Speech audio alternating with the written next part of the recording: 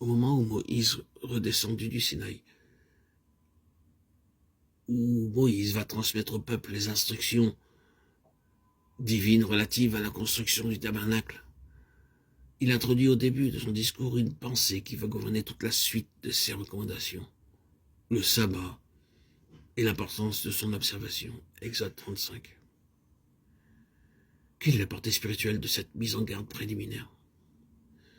C'est un rappel de l'achèvement des œuvres de Dieu.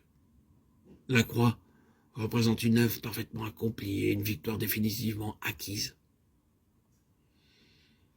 Aussi, le repos de la foi est-il inséparable d'une activité constructive.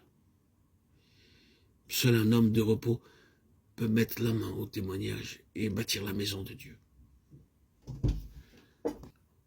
Le témoignage ne pourra subsister dans le mauvais jour que si l'instrument possède l'assurance préalable que la victoire est déjà entre ses mains.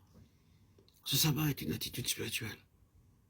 C'est l'assurance que par l'œuvre de son Fils sur la croix, Dieu a atteint son but. Ce qui a permis la constitution du tabernacle en un tout complet, équilibré et harmonieux, c'est la contribution de tous, chacun ayant à cœur d'apporter l'un ou l'autre des éléments nécessaires à l'ensemble. Qu'est-ce donc à la lumière de ce passage que l'unité spirituelle? L'unité, Exode 36, 18, résulte d'une préoccupation collective de mettre ensemble les différentes caractéristiques de Christ telles qu'elles existent chez chacun de ses membres. Le contraire de l'unité est réalisé quand les membres se préoccupent des caractéristiques les uns des autres. Quand le potier veut faire un vase, il façonne son argile jusqu'à ce qu'il obtienne la forme désirée. Mais il vient un moment où, pour une raison ou pour une autre, soit qu'il rencontre dans l'argile des éléments de résistance, soit pour toute autre raison dont il demeure seul juge, il est obligé d'écraser son vase, de ramener son argile à l'état d'une masse informe et de recommencer. La même opération se répète, mais à chaque recommencement, le potier obtient un meilleur résultat et parvient plus près du but qu'il poursuit. L'histoire du vase entre les mains du potier est sans une histoire de brisement successif, de réduction à zéro. Mais chacun de ces anéantissements conduit par rapport au résultat précédent à un degré supérieur de bénédiction et de gloire. Voir ces crises successives dans la vie de l'apôtre Paul, en particulier celle de Lystre, acte 14, 19, que la chronologie permet de rapprocher de 2 Corinthiens 12, 2, 6, celle d'Éphèse, acte 12, 23. Et la suite de Corinthiens 8, et la suite. Remarquez que 2 Corinthiens 12, 1, 6 suit 2 Corinthiens 11, 23, 33. Quand nous sommes submergés par l'épreuve, Dieu attend toujours un acte de notre volonté avant de nous remettre d'aplomb.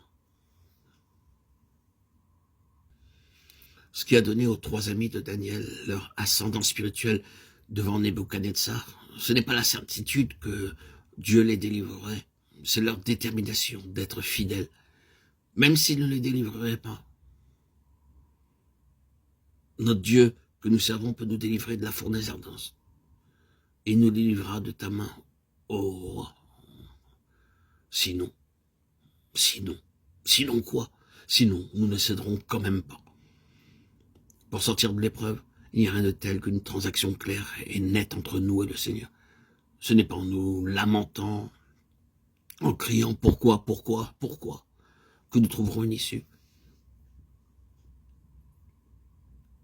Il en est de même dans la tentation. Nous avons beau crier, Seigneur, délivre-moi de la tentation. Le Seigneur ne nous délivre pas. Il attend simplement que notre volonté prenne une détermination ferme en rapport avec la volonté de Dieu. Alors,